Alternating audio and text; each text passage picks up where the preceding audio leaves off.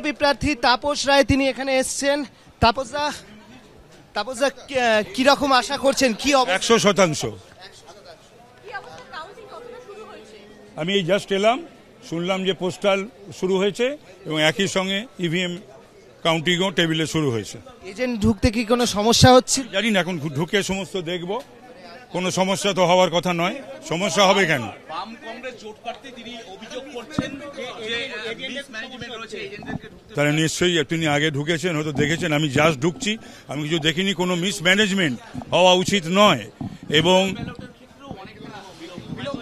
না, যেগুলো হওয়ার কথা না সেগুলো দেখতে হবে, হওয়ার কথা না। তবে মানুষ মাত্রই ভুল করে, ইচ্ছাকৃত কোনো ভুল যারা গণনায় রয়েছেন তারা যেন না করেন, এবং সেটার জন্য আমরা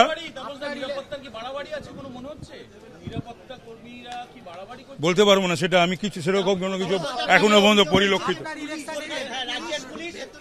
না। স্টেট পুলিশ তো ভেতরে ঢুকতে পারে না, না স্টেট পুলিশ ভেতরে ঢুকতে পারে না। আমি দেখছি, যদি থাকে আমি আপত্তি করবো। হ্যাঁ, আমি বললাম তো, আমি প্রথম থেকে বলছি, এখনো বলছি, আমি 100% আশাবাদী আমি জিতছি। কেন মনে হচ্ছে? মানে মানুষের সঙ্গে ছিলাম, মানুষের সঙ্গে আছি, মানুষের সঙ্গে থাকবো, সেই জন্যে। না, এটা ঠিক নয়। না না, তোমরা না না, সে তো 400 পারের কথা তো আমাদের মোদিজি বলে গেছেন, আমরাও বলছি। এটা তো বলার অপেক্ষা রাখে না। আসমুদ্র হিমাচল 400 পারের কথা বলছে, নারা দিচ্ছে, স্লোগান দিচ্ছে, এবং মোদিজি যে 9 তারিখে তৃতীয়বারের জন্য প্রধানমন্ত্রী হতে চলেছেন, শপথ নিতে চলেছেন, এই বিষয় তো তোমার ইন্ডিরও কারুর বা বিরোধী দলের কোনো নেতা নেতৃত্বের কোনো সংশয় আছে বলে আমার জানা নেই। 100 বার। আমরা কথা বললাম তাপস রায়ের সঙ্গে, এবং তাপস রায় তিনি এই মুহূর্তে গণনা কেন্দ্রে নেতাজি ইন্ডোর স্টেডিয়ামে প্রবেশ করলেন। তিনি জানালেন তিনি জেতার ব্যাপারে আশাবাদী। ক্যামেরায় সন্দীপ সাধুকার সঙ্গে অর্ণব মুখোপাধ্যায়, এবিপি আনন্দ, কলকাতা। দেখা যাক কি হয়। কতটা আশাবাদী? আশাবাদী তো 100%। তারপর দেখা যাক। রাত্রিবেলা ঘুমিয়েছিল? হ্যাঁ, সুন্দর ঘুমিয়েছি, সকালবেলা উঠেছি, এখন তাই এলাম এখানে। বলছি যে টেনশন হচ্ছে নাকি কোনো? না দেখো, টেনশন সেরকম কিছু নয়, তবে হ্যাঁ, এতদিনের পরিশ্রম করেছি, একটা তো মনের মধ্যে একটা তো আশা থাকে যে হ্যাঁ সবকিছু ভালো হবে। হ্যাঁ বলো।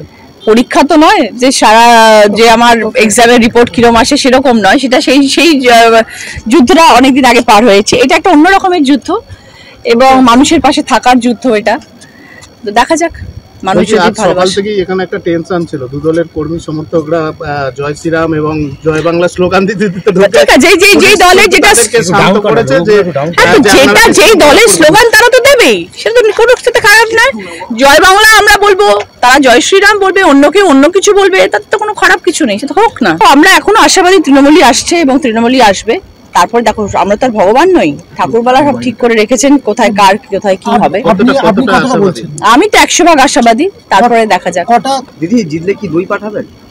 আপনাকে লোকেশ চট্টোপাধ্যায় বলেছিল যে উনি জিতলে পরে আপনাকে দই পাঠাবেন। না না, আমি কিচ্ছু পাঠাবো না, আমি সবাইকে শুভেচ্ছা বার্তা পাঠাবো। সবাই ভালো থাকো, সুস্থ থাকো। খাওয়া দাওয়া প্রচুর হয়ে গেছে, আর খাওয়া দাওয়া নয়, এবার ডায়েট করতে হবে। প্রচুর দই, প্রচুর মিষ্টি, প্রচুর ভাত, প্রচুর খাওয়া হয়েছে, এবার একটু ডায়েট করবো।